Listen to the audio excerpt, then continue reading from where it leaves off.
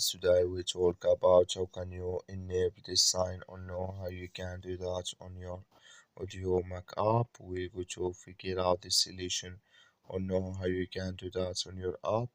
So you just follow these ways, then it's going to work with you. So all you have to do, so you just go above your photo profile, click on it here. When you just click here on photo profile, it's going to take you to this list here. Then all you have to do, you just click here on notifications, click on it here. Then come to next step here.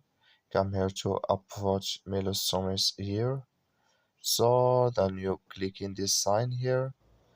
Then like you see this color show for us. That's me Upvote Milestones notifications enable with us now. So that's all you have to do. That's all. Thank you for watching. Don't forget to support us by like and subscribe.